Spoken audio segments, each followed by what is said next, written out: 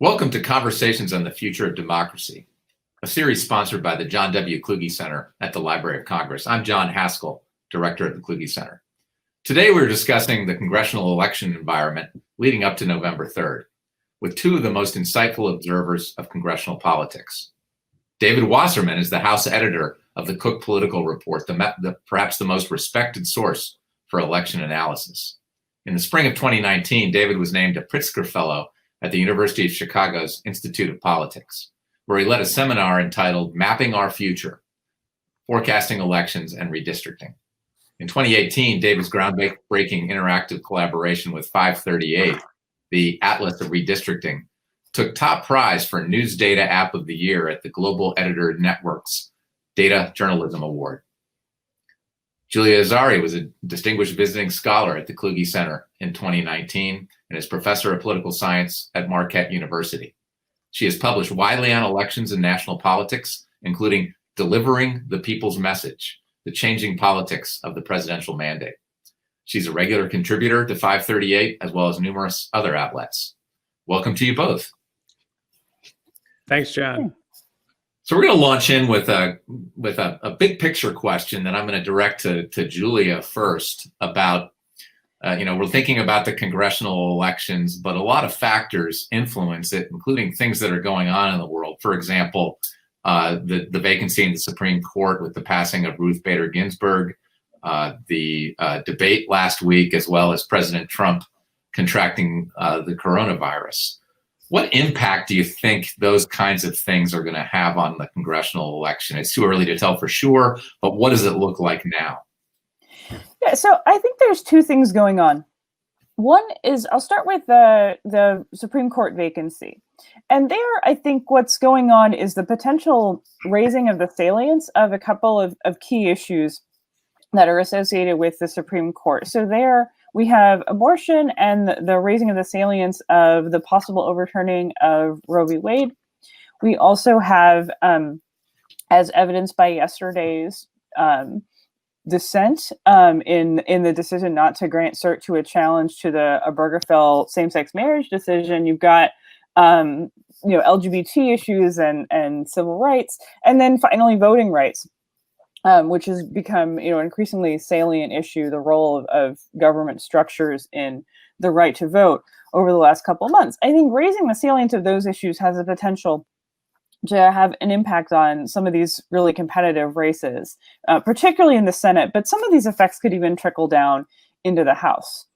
I think it's important to note with these issues that in general, particularly on LGBT rights and abortion, that the balance of national opinion is probably more favorable to the Democrats, but there are very well organized and very kind of consistently active interests that are opposed on these issues that are on the right. So it's an interesting then it gets into an interesting kind of question about the nature of public opinion at large versus the organization of activist groups.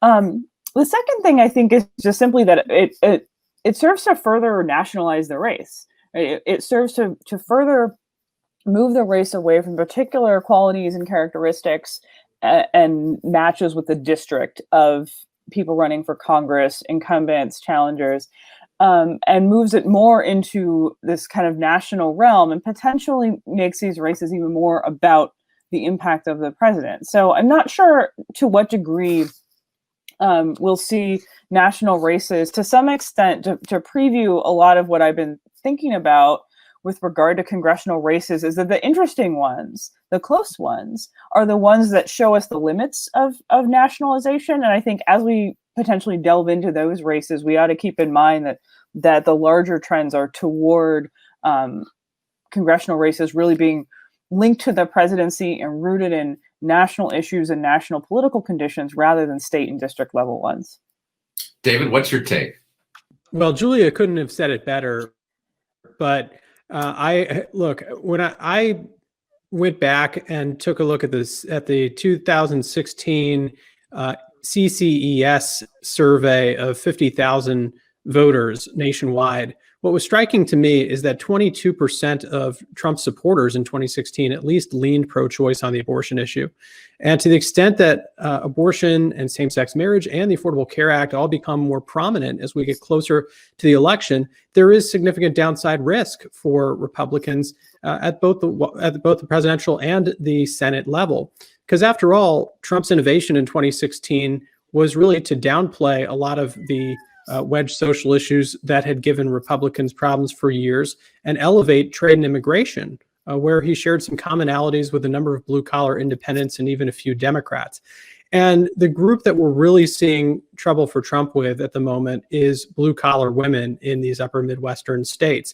For years, a number of these blue-collar voters had cast ballots for Democrats because they believed Republicans were the party of Bible thumpers and rich people who wanted to impose their moral values on the rest of the country and cut taxes for the wealthy.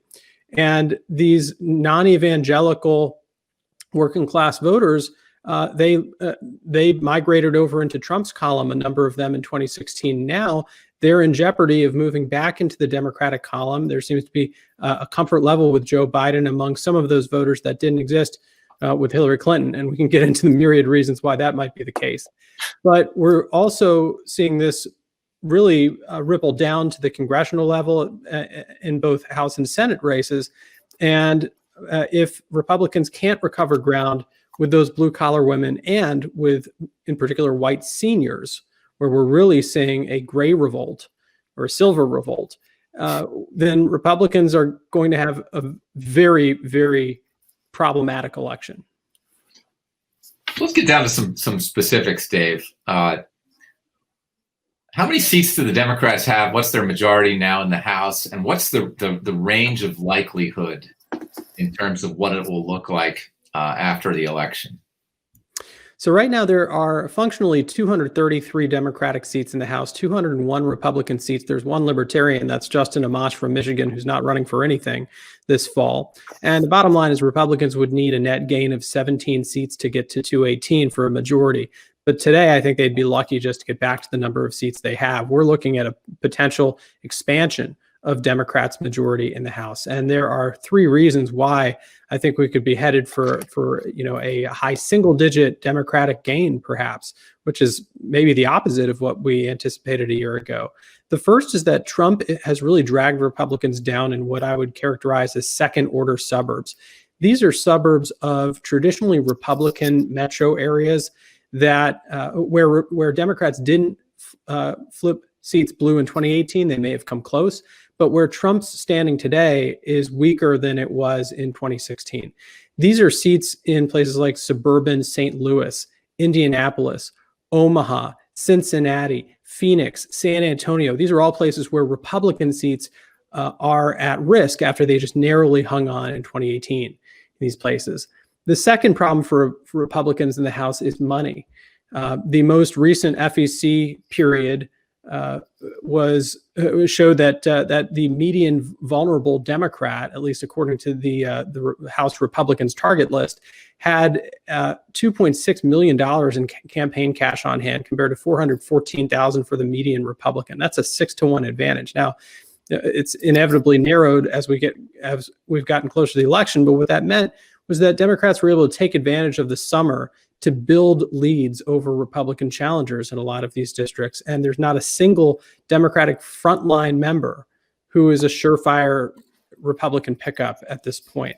And then the third problem for Republicans is the number of open seats. There are 32 Republican open seats in the House compared to 11 Democratic open seats. There's only one truly vulnerable Democratic open seat, which is in southeastern Iowa, but there are about 10 really vulnerable Republican seats, including 2 that are guaranteed to go blue in North Carolina, 3 in Texas, 1 in the Atlanta suburbs we think will go blue. And so if Democrats pick off a number of those open seats, then Republicans have to defeat a number of Democratic incumbents just to get back to even. So before we get back into what might be some specific places where these competitive races are, Julia, what David depicts is if the Democrats were to expand their majority, it would be on the basis of winning in places where voters are pretty moderate. That is to say, suburbs that aren't particularly liberal. What does this portend as to the type of House that we would see in the next Congress? Is this more polarized, or would this have a less? Would this lower the polarization potentially?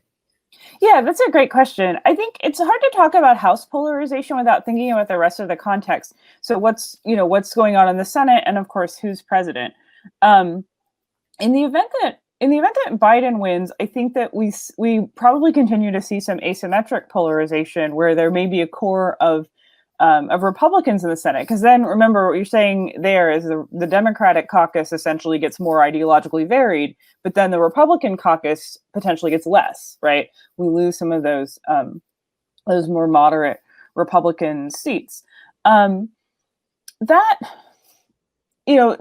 I think that we could be looking at a replay of some of the dynamics that happened under Obama, where you have a very strong core of Republican opposition in the House. Now, in a House minority, it's not clear how much of an impact that might make.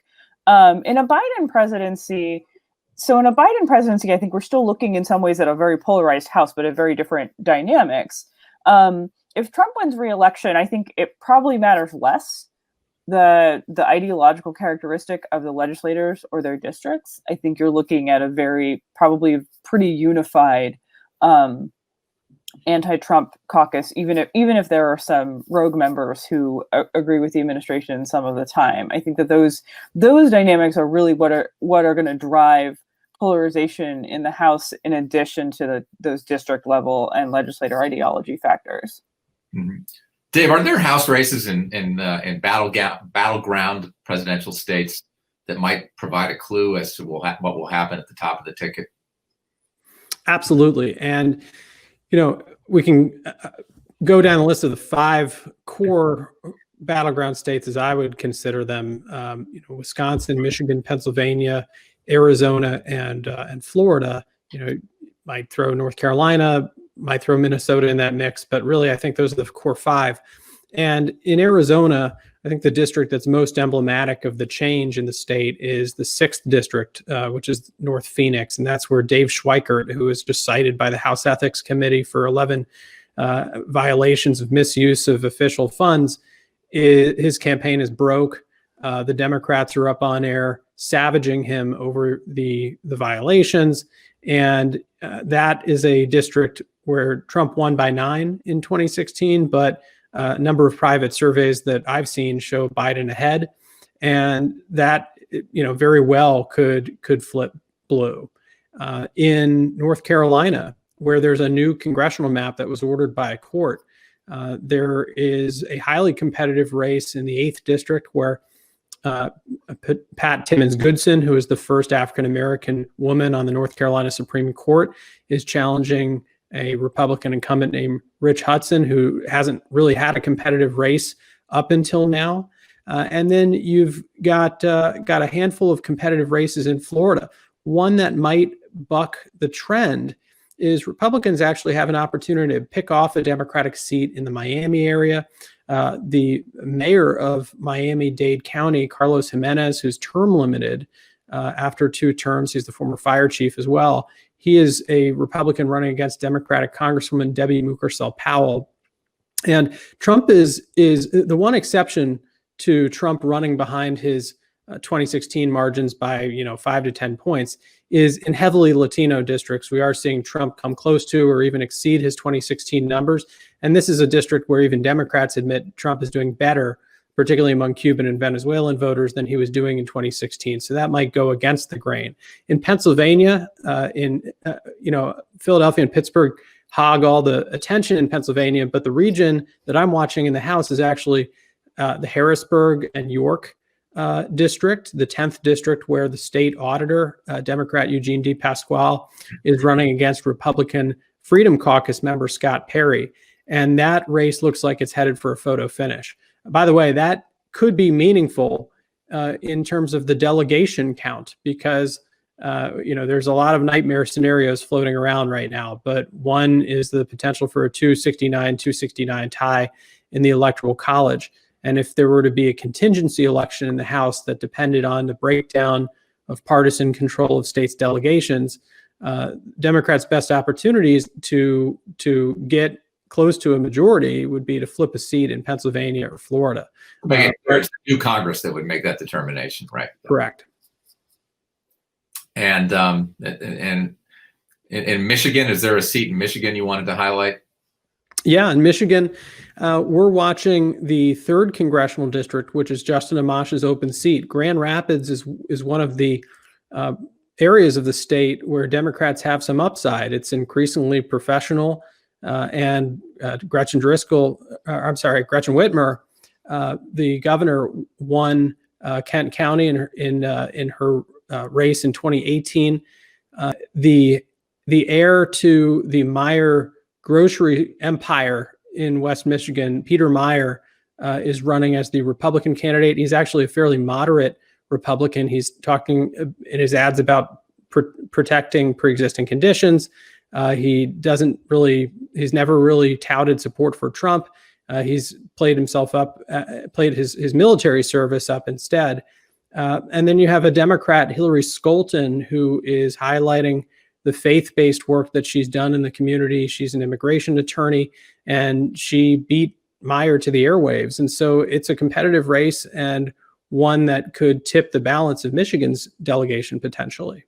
So what's going on, Julie? I don't know if you have a view on this. What's going on that at least some categories of Latino voters are Trump's doing better among them than he did in 2016, because that's going against some other trends in the election. Do you have any feel for what's going on with that? I mean, I don't.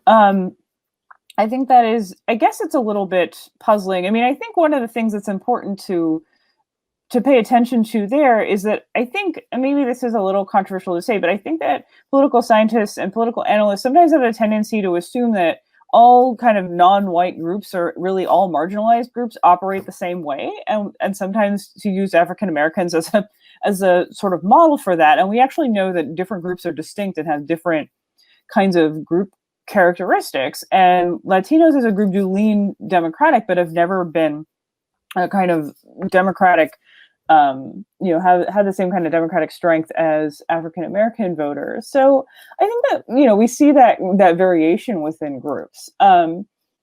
Is there a reason why this group is trending toward Trump? I don't know. It's probably, I would guess, based on what Dave has said, that it's linked to district level factors as opposed to being necessarily a national trend. But I really don't know. This one is a little bit beyond my expertise. Yes, so Dave, in Texas, there's several competitive, or at least a few competitive races, right? Mm-hmm. And the Latino population is high in Texas. Is that so? This question's an important question on some seats in that state, right? Well, actually, it's funny. First of all, on the national Hispanic vote question, we are certainly seeing more erosion for Biden and more of a bump for Trump in South Florida among Cuban and Venezuelan voters than we're seeing among Latinos of Mexican ancestry in the Southwest, or even Puerto Rican voters in Orlando. And one of the reasons, of course, is that Trump has tried to portray Democrats as moving towards socialism. But in general, I think one of the reasons why Trump is doing better with Hispanic voters than in 2016 is pretty simple. It's that in 2016, he didn't really run a Hispanic outreach campaign. His version of Hispanic outreach was to tweet a picture of a taco bowl and say, "I love Hispanics." Well, he actually is running a significant Spanish language campaign in 2020, and it is getting Republicans back to numbers that they enjoyed in years not so long ago among Hispanic voters. He won't approach what George W. Bush got in 2004, but he might do marginally better than he or Mitt Romney did in 2012 and 16. So in Texas specifically, what's going on is fascinating, because Democrats, Joe Biden, if he were matching Hillary Clinton's numbers among Hispanics, he would probably be the favorite to win Texas right now.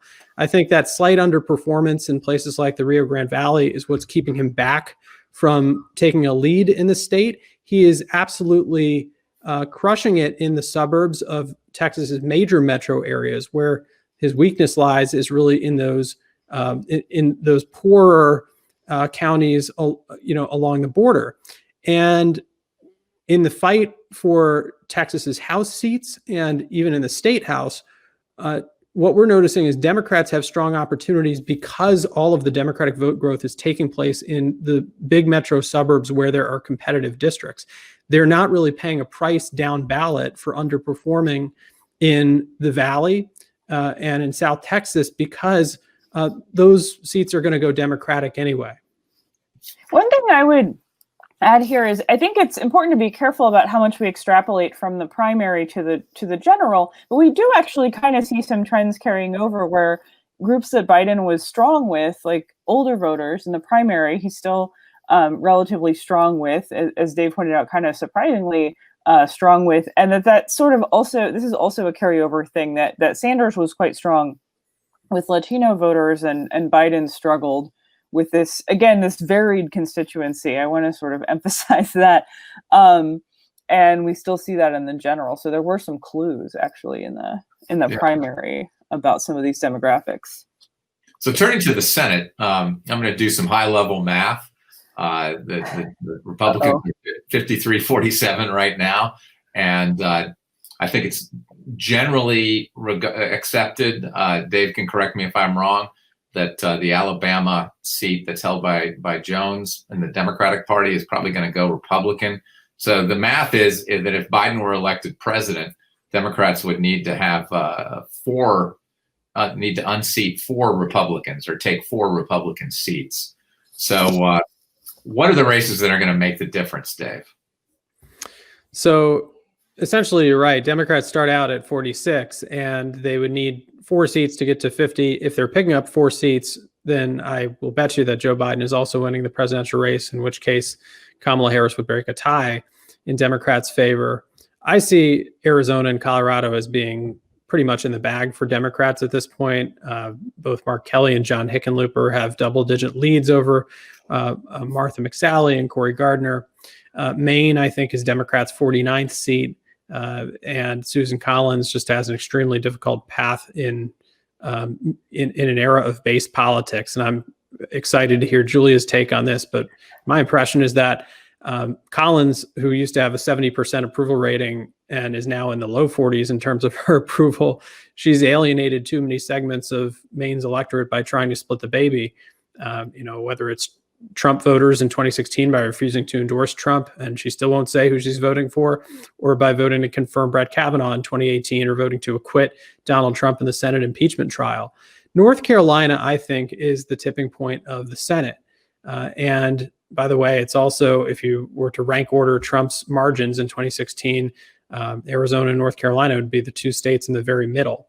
And in North Carolina, the Democrat had been leading for a while up until this sexting scandal, and we still are waiting for more polling to see what the fallout might be.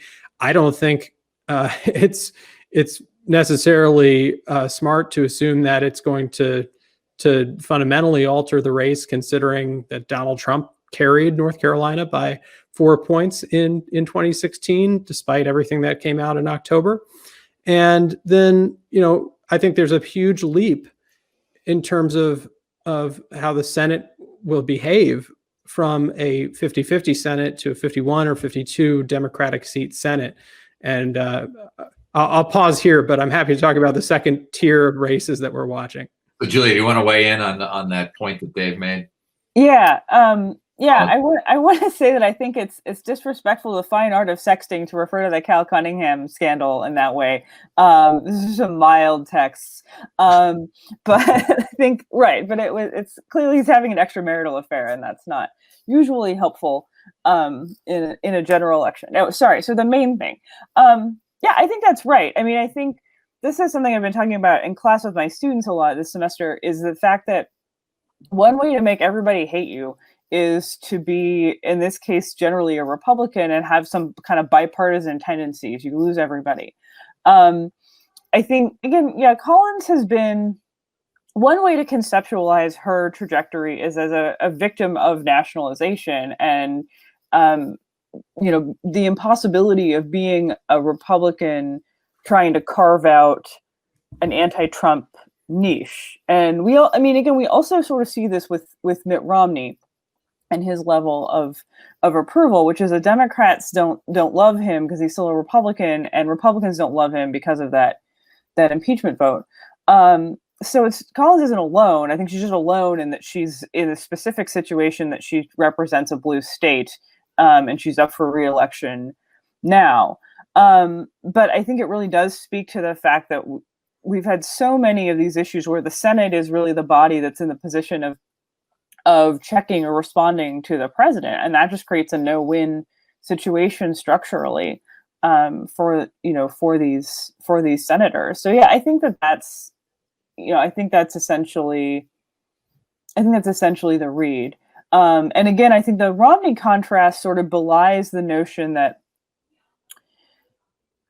the Romney comparison belies the notion that you can elude this path or this problem, you can escape it by simply, taking a stance and being a consistent anti-Trump Republican. I don't know that would have saved Collins in this situation. She might not be such a kind of attractive target for Democratic donors and for Democratic voters to make a kind of production of their dislike of her and their support for her opponent. But I think that she still would probably get swallowed up by partisan forces.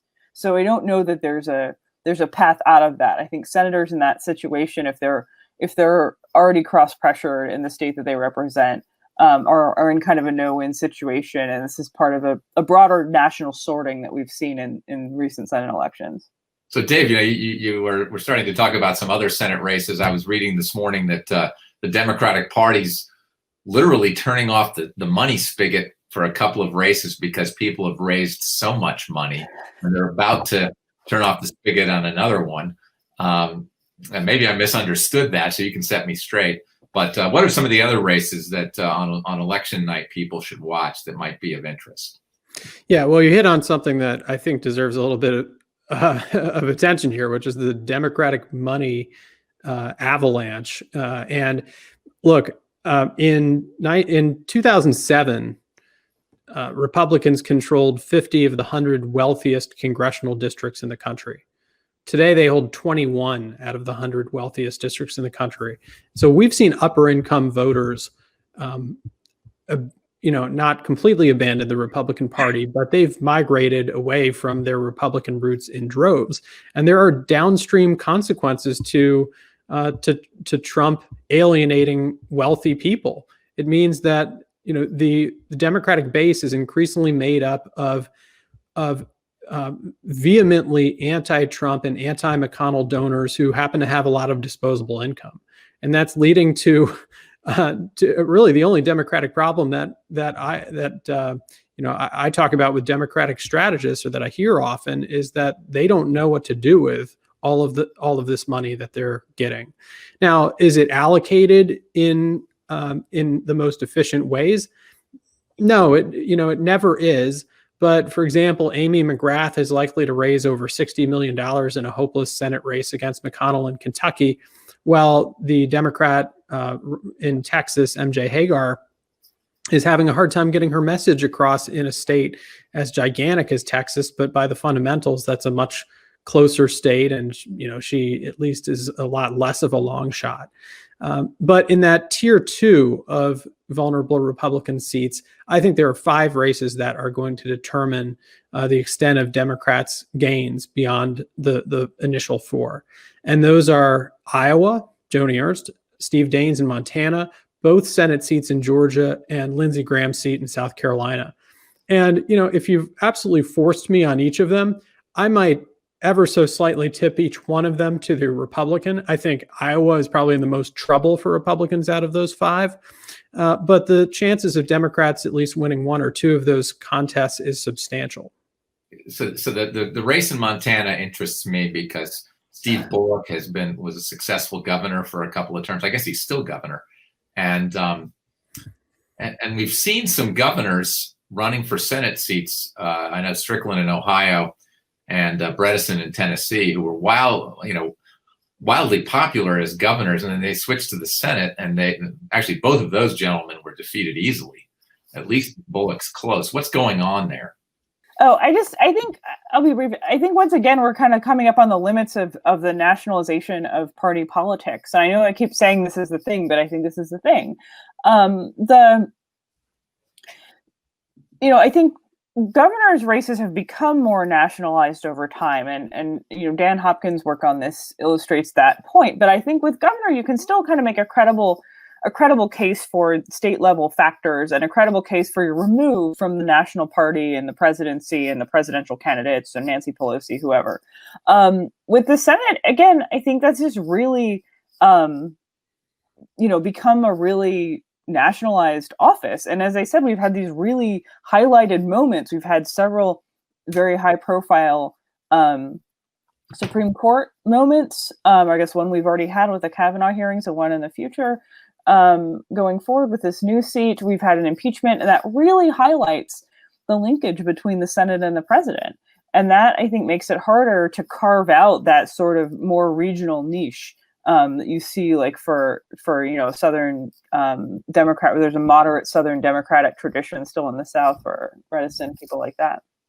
I would say, though, that as much as we see a link between the presidential and the congressional, and I agree, it's, the correlation is a lot stronger than it used to be, that there is an element of the Trump base that is reluctant to support figures they see as establishment Republicans. And we are seeing a number of Republican Senate candidates underperform Trump by a few points. For example, Joni Ernst has been trailing her Republican compatriot Donald Trump on the ballot in Iowa. And we're seeing similar underperformance for Lindsey Graham, for Steve Daines. And, a big reason why Trump was able to break through with independents in 2016 was that he was attacking both parties' establishments as the swamp. And now, a number of Democrats are having success by actually linking these Republicans to Mitch McConnell more than Donald Trump in red states. Because keep in mind, McConnell's national numbers are a lot worse than Trump's. Voters view McConnell as more of a defender of both social conservative priorities and wealthy people's priorities, and that's a problem for Republicans like Tom Tillis and Joni Ernst. Can I ask Can I pose a question here, John? Can I take your role? I'm curious if this establishment question, how does is there a consistent way in which Republican senators, for example, are tagged with this establishment thing, or is it just all a matter of kind of campaign construction where you throw some stuff out and see what sticks, or is it just being an incumbent senator? What's your view, Dave? So it depends. Both Ernst and Tillis had been in the state legislature beforehand. Tillis had been Speaker of the North Carolina House. So it's easier in that case, I think, for Democrats to portray him as a party insider who's beholden to corporate special interests because he's had such a long legislative voting record to pick apart and attack.